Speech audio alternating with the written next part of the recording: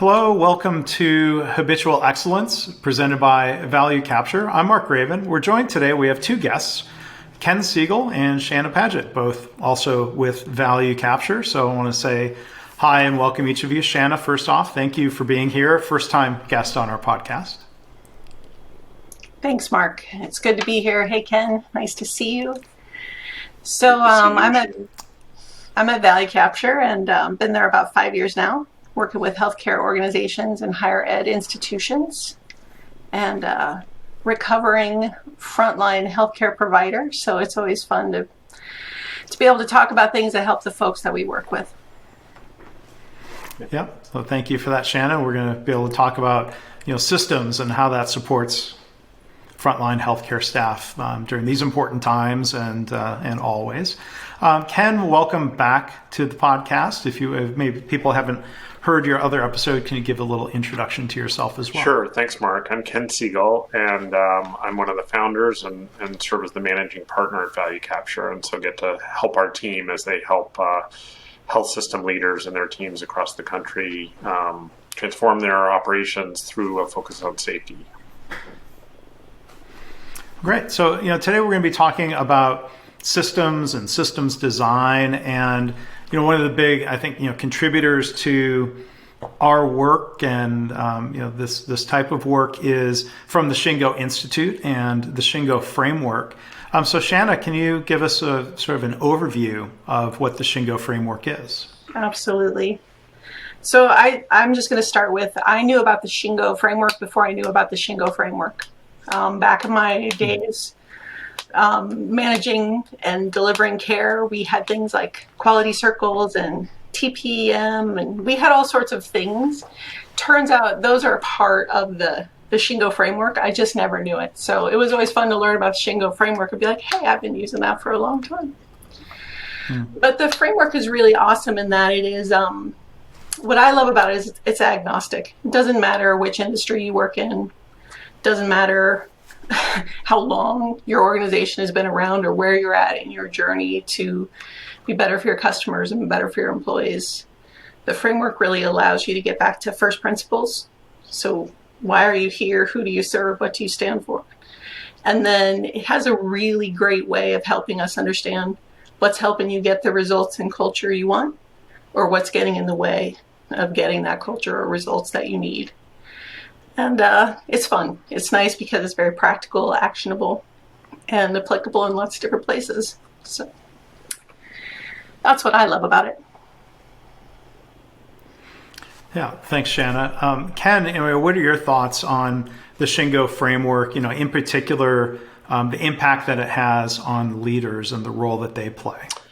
Yeah, I'm Shana and I are both certified facilitators for the Institute, and we're proud to be an affiliate of the Institute at Value Capture, and I think it's really helped us help leaders in particular. And for me, and we've just seen leaders light up as they sort of deepen their confidence about how to lead their organizations forward toward really meaningful, mission-centered, deep goals that are really important, not just in terms of the work and what it's producing, but how people in the organization are connected as people.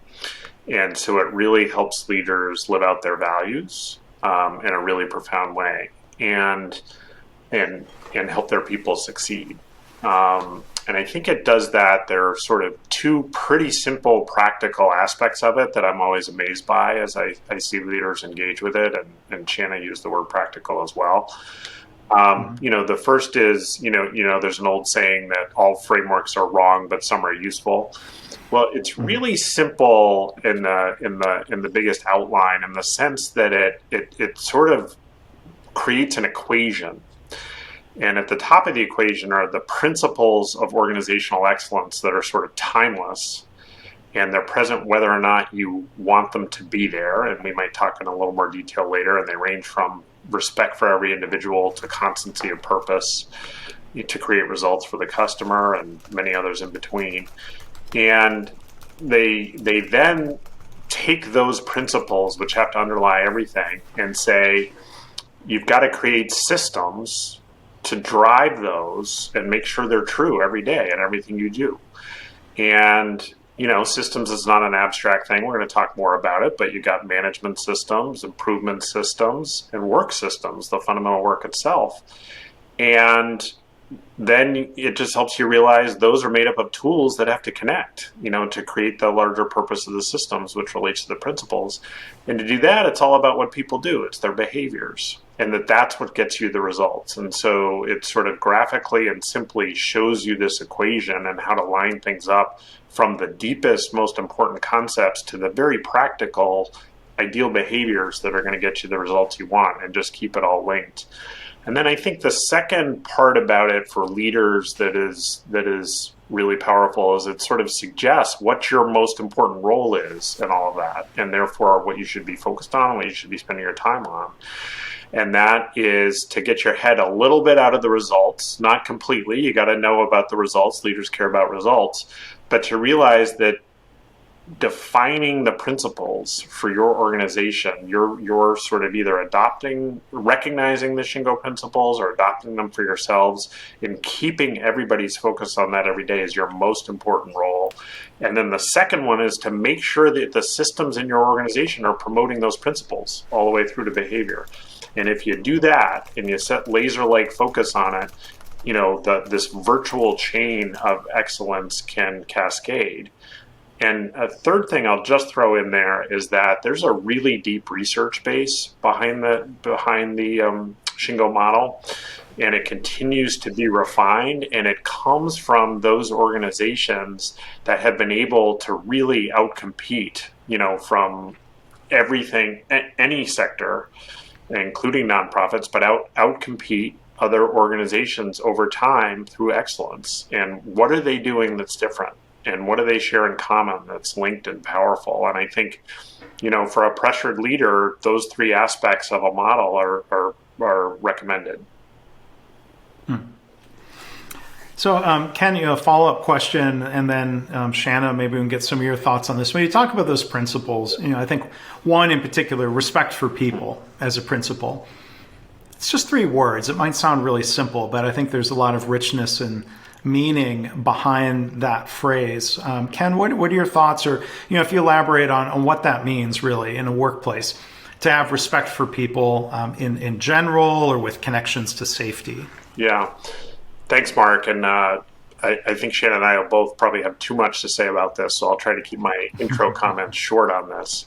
But Shingo expresses this as respect for every individual. So it's not a general comment. It's not a general aspiration. It's that we must treat, and every individual must feel treated with respect, equal to their dignity as a human being. And it turns out, and I referenced the research earlier, that among the very biggest predictors of excellence and excellent results in an organization is the level at which that principle is felt by everyone every day, and it's measurable.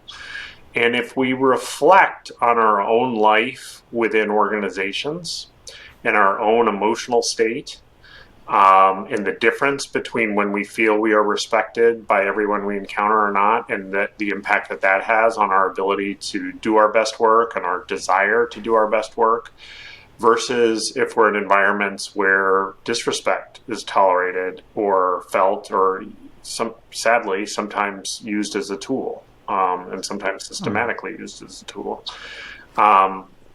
People can't do their best work. We creep into a fear-based environment, etc. So if we want excellence, we want to be in an aspirational environment, and that starts with, and it just starts with, creating an environment where everybody is respected every day, and that we think deeply about our behaviors tied to that. Shana, what would you add? Thanks, Ken. Yeah, Shana, what would you have to add there? I really, I don't know that I would add a lot more about respect for every individual, but I really would bring that back to this is a principle. So a lot of times we spend a little bit of energy in the in the classes and the workshops talking about what's the difference between a principle, a value, a mission, a vision, and principles have consequences, whether you know about them, whether you believe them, even if you disbelieve them. So a physical principle is gravity, right? Like you don't have to understand gravity to experience gravity. You step off the cliff, you will fall down. Or you can harness it, right? We can get planes off the ground and fly them really far distances. So these are organizational principles, and that respect for every individual. If you haven't figured out how to lock that behavior into your organization, you will have consequences, right? You'll lack engagement, you'll have higher turnover. It could get a lot worse. I mean, those are people opting out. It could get much worse with how we treat each other day to day and when we're really stressed. And so, that along with the 9 other principles sort of organize into people. How do we treat our people? How do we run our processes? What is our purpose? Why are you here? Who do we serve? And how are we going to get that done? And that simplicity really resonates with leaders because they can get their heads around it. So are we getting everything we need to get? Nope. Let's take a look. We believe that. We believe we have consequences if we don't do it. But we're not getting it for everybody, or we're not getting it all the time. How can we dive into that, and where can we see the gaps, and how can we fix them? And so, again, back to that, if you're perfect, you're probably not coming to us to talk about it. So let's figure out where the gaps are, and then understand how you really bring to life those operational and organizational excellence principles. Respect for every person, seek perfection, right? The really big things, create value for your customer. They sound so simple and easy, and of course, but if you're not at 100%, Shingo, that model really helps us dive into that, understand what we can do differently, and drive quick and fast experiments. I realize I'm just going on and on. Yeah, no, it's there's a lot that could be said about it. So don't apologize for going on and on. It's an important subject and conversation. Before talking about the idea of a systems design course, Shana, let's say we're on an elevator and someone says like, oh, well, what do you mean by systems? What's sort of the short answer? Or, no, I mean it's important. It doesn't have to be short. How would you answer that? It could be a tall building. We're going to go to the this elevator. Floor. All right, you and me, Mark. Okay. So, all right, we just hit the button. Go ahead. Usually I use something that's sort of an equalizer, right?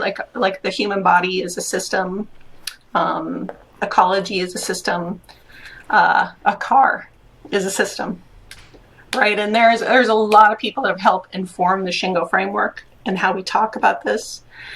But Dr. Ackhoff, he's out on YouTube. You can look him up. We talk about him in the workshop. But he really has a great example about how best of breed is not a system, right? So if you get the best engine from a Ferrari and the best seat leather from BMW and the best brakes from Volkswagen, whatever, all the best of breed, and try to put that together so you have the best car, you don't have a car and it doesn't work, right? If you take out my heart, I might have a perfectly good brain, but it's not going to work anymore because you took out the heart. And so those systems really are those integrated systems that when they work together, they are more than the part. And that's what we're trying to do with that systems design. And I love the fact that Shingo has done 40 years of research and, going out and learning from the people that fail and the people that succeed to figure out how they do it. And then, sort of boil it down so anybody can do it any day that you need to do it. But systems design is so important because that's where you lock it in. You lock in the behaviors, you lock in the culture, and you lock in the results. And so if what you've locked in isn't exactly what you want, you know which door, which lock to go to start making some changes. We are only on the 27th floor, Mark. I did so good. Ken, we still have a few floors to go. What thoughts do you have to add on on systems, and thinking of healthcare organizations. What are systems? How do we describe them? Yeah, I couldn't come close to Shana or Dr. Atkoff's eloquence for the remaining 15 floors we have here, but I think I appreciate you turning it to healthcare organizations, because I think healthcare organizations, like most organizations, suffer from a lack of conscious thought about system design. And they rarely have a set of principles that they use to even design the work systems, the sets of clinical flows. Those are often invented anew every time, and may or may not have even the integrating thought of the system framework that Shana said. The improvement systems are always there. They are not always recognized as a system, and they are not always really anchored to fundamental purpose, right? So often we have systems in healthcare because the regulators tell us we have to have them, or conscious, or common sense says you have to have something. But if you ask the systems question, and is it all working together the way it should to produce the aim, which, say, for the improvement system should be safety and the highest quality care possible, and even beyond, if we're really thinking boldly, we often will quite easily realize we're working in silos that don't connect well, that the patient gets dropped between them, things go wrong, etc. And so that we haven't knitted the muffler and the carburetor together well, etc. The other is management systems. It is really a relatively new phenomenon in health systems to this day to recognize that the management system has to sort of beat at the pace of the work and be connected and connect leaders to the front line and be frontline focused and be consciously designed for that purpose. And we have a lot of very archaic structures in the management systems that we've inherited that actually don't support great clinical care and don't support rapid improvement. So conscious thought about systems as it applies to the essential systems in healthcare is not present enough, and healthcare organizations that bring a presence and a focus to it benefit greatly, and are among those that are accelerating past their peers and on all metrics right now. Yeah. So what I hear you saying, or another way of putting it maybe, is that there's a difference between a system that exists that's just evolved versus a system that has been intentionally designed or redesigned. Right. I see you both nodding your heads. Shana, what are your thoughts kind of about that gap between the reality and more of the ideal? I think a number of roles that I've had, or even leaders I've worked with, a lot of times we're sort of like, I didn't build this, I inherited this. So back to your point around that, and trying to tinker around the edges to make it better. And the lovely thing about what Shingo teaches us is actually, you got to have an aim, a goal, an owner. There's 5 parts to a system that must exist. Like, you can literally go and see, do you have these things? If you don't, let's get those things. If you have those things, but it's not getting you what you want, how do we understand that better? And how do we support the people or the processes that are currently in place? And really, I've never seen anybody articulate how to tackle a system the same way that we've been tackling processes, right? Spaghetti diagram and step by step and all of those sorts of things. Shingo has actually helped us articulate a way to sort of see and dissemble the system so that we can put it back together again and run real experiments and not just tinker around the edges. And that's how you go from wherever you are to your next target condition and your next target condition toward that ideal. And Shingo only really pulled this together in the last couple of years. And the first time I sat through it, I was like, holy cow, where's this been all my life, right? So not because it doesn't exist, but because I couldn't articulate it. And so it's just really powerful to be able to like put it on paper and see it and do something about it. Yeah. So, Ken, can you tell us more about the format of the Shingo Systems Design course? How is that experience structured? Yeah, so I'll talk a little bit first about sort of the common structure to all the Shingo workshops, and we can articulate the systems elements as well. So, the first thing is that they're all hosted at a site that is not just providing, a conference room or, or sort of a video entry in this world of virtual, if you will, but is also a place where we're going to get to apply our learnings and see it in the real world and test our skills and build ourselves as we begin to learn this framework or the particular aspect of the framework that we're looking at in that particular Shingo workshop. So there's a chance to learn from real folks doing real things, which is great. And of course, that itself is a very generous offer because, these are organizations that are opening themselves up to learners who are coming and seeing exactly how they work and learning from that, but also every participant is able in a structured way through the workshop to share what they see in the framework of the principles back with the host organization. And so there's this wonderful sort of impact of fresh eyes, and participants in Shingo workshops are very talented, and the host organizations get that benefit as well. The workshops tend to be 15 to 25 participants, and it is the structure is there's the opportunity to learn through discussion and some great exhibits and things like that, but then a lot of very interactive exercises, not just with the facilitators, but with your peers. And again, one of the exciting things about the workshops is who you're there with, and it can be people from all over the world. The Shingo Prize and the Shingo Institute, has a growing number of adherents on literally every continent. And so who is in the workshop can be a really exciting part of the learning community.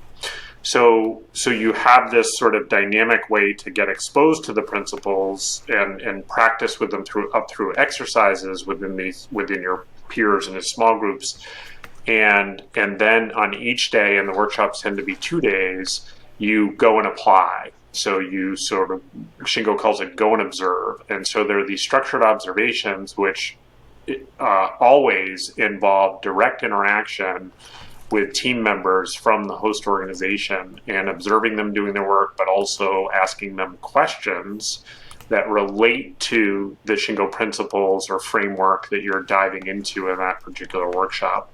And the point is not for the student to be so smart and have it all figured out and all that stuff. We are actually developing ourselves to think within the framework and reflect the principles, and then developing ourselves to, can we elicit information about whether this principle is true or not in this particular environment through this person, my colleague, my fellow human being. And so it's this wonderful mix of framework all the way through to the essentials for greatness in any organization, which is all about people and relationship. And it keeps the focus on the learner, on the student, as the one who's trying to develop themselves. So there's a level of respect for the host organization, for the learning enterprise itself, that is really deeply embedded in the whole structure of the workshops themselves. Yeah. And Shana, can you talk a little bit? I'm sorry. Well, you had asked me about the systems workshop in particular, and I wondered if Shana wanted to comment on that. I'll just say that each workshop, like Ken says, is a combination of let's learn a topic, let's do some exercises, and then let's apply it. Let's figure out some questions, some observations, and go and see, and then come back. And more importantly, understand, like, what did we just learn? And then what could we say about that based on what we learned? Because the what can you say about it is actually define the gap and make a plan. So the learners get to practice all of that. But systems is unique in that we're out mapping the system, right? So what can we learn about work? What can we learn about improvement? What can we learn about management? How can we map those things? And how can we understand that and articulate what we saw so that we can measure a gap and figure out what we could do? Oh, there isn't an aim. There isn't an owner. They don't have reports. There's lots of things you can see, and the learners experience that in the systems workshop. So it's very unique in that way. And again, it's applying all the principles. Where the deep dive workshops, in cultural enablers, we really go into the people, and enterprise alignment, you really go in purpose. Systems, you talk about all the principles, but how they come through the systems. So it's pretty cool. Yeah. Yeah. And how does the systems design course fit into the sequence of the different Shingo courses? Mark, maybe I can take that one. So the workshop sequence it starts with an overview course, an introductory course that's really exciting. I mean, you see people you almost feel your life change, as I did as I went through it. So it's not just like a beginner thing. It's an exciting overview, and it's called Discover Excellence. And then, as Shana mentioned, the systems design course is the newest one. And it comes second. That's how important it is, because it is people often, especially after getting exposed at the first level to the Shingo principles, want to know, well, how do I apply this? And if you think about the sequence I described of principles to systems to tools to behaviors to outcomes, systems is second, right? So and as Shana, I think, really eloquently explained, it's such a hopeful, practical, systemic way to think about making positive change happen, and it sort of gives you the way to apply the principles and the other core ideas of the workshop. So that's why it comes second. Then the next workshops are the deeper dives onto the different parts of the Shingo principles, those buckets that Shana eloquently summarized. So the first one goes deep into the principles related to cultural enablers, that people bucket that Shana talked about, and that one is really deep and really powerful. The next workshop focuses on the principles of continuous improvement, and at their deepest level, one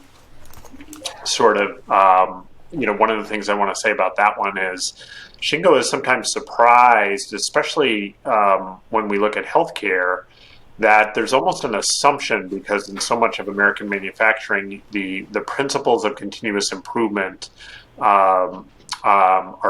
have to be so deeply set, otherwise they would have been out of business a long time ago, that there's almost an assumption that there's going to be a fairly high level of performance on those things in healthcare. And the truth is, we're really in infancy in healthcare in terms of truly applying those principles to get one piece flow and pull, not push, and building quality and across the enterprise. So this is a really important one for organizations that are not as deep on that yet. The next is the enterprise alignment one, creating constancy of purpose, creating value for the customer. This is the one that if you don't create that central aim for the business or organization, you're going to be out of business fairly soon. So this one is both powerful and super practical, and it allows you that deeper dive and chance to reflect and go into those principles and tie it all together. And then there is a capstone workshop, and the capstone workshop is called Build Excellence, and it's sort of where you take everything you learned, both the sort of systems depth from the systems workshop and then the deeper dives into the principles, and then you almost bring it back to systems, and you actually get to sort of take current state on a system within an organization, think about what needs to be done or what you'd recommend to pull it all together and get higher performance out of it. So it's sort of a very practical sort of capstone feel. And so those are the 6 that complete the sequence and set you on your way. I do want to say something about Shingo that we haven't emphasized yet, that we're talking about how powerful and practical it is, but it's important to understand it's not a separate set of letters of, oh, we used to do Toyota Production System, but now we need to do Shingo, or we used to do Six Sigma, and now we need to do Shingo. What Shingo is, because it's principle-based and the fairly simple framework around it, it's more of a lens to hold up against your journey and structure right now and take it deeper, take it back closer to fundamental principles, to deeper aims, and making sure the pieces all connect and bring it forward. So this is not the newest hot rod. This is taking a deeper look and deepening your journey, and that's another reason why I think it's so helpful. That's the workshop sequence. Yeah. And Mark, a couple of other questions. Oh, go ahead, Shana. sorry, I was just going to bail right in, but I don't want people to think that you right. have to take all 6 courses and, get your degree in order to apply, right? You can come to the first one and learn everything you need to know for your organization, depending on where your organization is, to incorporate that framework. Or you can go through all of them. You can go through workshops with your team members, right? So we've had clients that are, we're going to bring our senior team through this, and this is what we're going to take on, and we're going to go through them together. And we've had other clients that love to go to public workshops where they're going someplace that's maybe out of their, like healthcare people going to manufacturing sites and manufacturing people going to hospitals. Like, you get outside of your industry and you learn together with a group of people. So there's just a lot of different ways to get this education. And the Shingo Institute, they're not consultants, they're studiers, and they are publishers. And so I don't know if people know that about the Shingo Institute, but that's what they do, right? It's not some shtick to get the next job, right? This is what they've learned. They publish it, and then we train really hard to represent their their studies so that people can learn in effective ways. So thanks for letting me add my 2 cents, Mark. I appreciate it. No, it's great. Really of course. So before we wrap up, we also want to cover, Ken, if an organization wants to have their own workshop, what would they do? Yeah, so, and Shana hinted at this a little bit, but one of the cool things about the Institute and how they set these up is they create either public workshops, which, anyone could come to and, people do, but you also have the option of a private workshop, which is what if an organization wants its own, because they're thinking seriously about the framework and applying it, and they want a group of key people to go through it together, or maybe even cascade groups going through the sequence together, then they can it's always possible to go somewhere else with a full group, but also you can have the workshop at your place. And any of the affiliates of the certified affiliates of the Shingo Institute can come in and do that for you. And a little bit of an advertisement for that is, because it's with the team that would then be implementing together and it's at your place, it's particularly powerful, I think, to enhance your journey. So again, a lot of flexibility. A lot of times those develop with, say, the leader of the organization first goes to a public workshop and learns enough to know that this is really potentially significant, and then pulls it back into their own organization through a series of private workshops. That's very cool. And Shana, can you talk a little bit about March 9th and 10th, why people should come to Lancaster General Hospital? So come virtually, but our friends there at Lancaster have offered, they are opening their doors for people to come together and explore their systems while we all learn together about the systems design. And so Ken and I are hosting that workshop. We're not hosting, Lancaster's hosting. What are we doing, Ken? We're teaching, we're facilitating. Sure. We're teaching. Yeah. But they're amazing folks, right? So they've been on their lean journey a long time. They worked with a number of different partners. They have some really cool stuff. And they're also, deeply humble. What else can we learn? How else can we better serve our community and get better ourselves? So we're just really fortunate to get to teach the systems workshop with them as the host and the learning lab, if you will, where we get to go and see and explore. And so it's going to be really fun. And we're going to think, we're not going to think, we're going to have all the workshops there over the year. So if somebody really is excited by it and wants to come to other workshops, they'll be down the road. But as Ken said, there's also other affiliates that teach them, or we can come to you. But March is special in that we get to teach the systems workshop with our friends at Lancaster General. Yeah. And just to emphasize the idea that this, in normal times, would be taught on site. Right. Here in March, it's being taught virtually. And so there's going to be some technology or accommodation to help bring people into that workplace. Yeah. But we will pretty sophisticated. And we will go to, we go to the place, we talk to the people, but the learners are not at Lancaster, so that we can keep them safe. But the Lancaster folks take us to the place and show us the thing, and yeah, it's pretty cool. We've done a few of those virtual workshops now. That is. It's all right. Well, good. So I think if people want to learn more about the workshops in general and these specific dates, they can go to the Value Capture website, www.valuecapturellc.com, and we'll put a more specific link in the show notes for people to click and go there. So again, we've been joined by Shana Padgett, Ken Segel, my good friends and colleagues from here at Value Capture. Thank you so much for taking some time to share some thoughts about the Shingo Framework and why this is also important, and for talking about the course. Thanks a lot, Mark. Mark, really appreciate it. And to everybody out there, you're probably picking it up. Shingo is really a difference maker, and it's really been an exciting part of our careers and lives. And we hope you'll, take at least dip a toe in to see if you agree. Mm-hmm. Very good. All right. Thanks again. Take care. Thank you, Mark.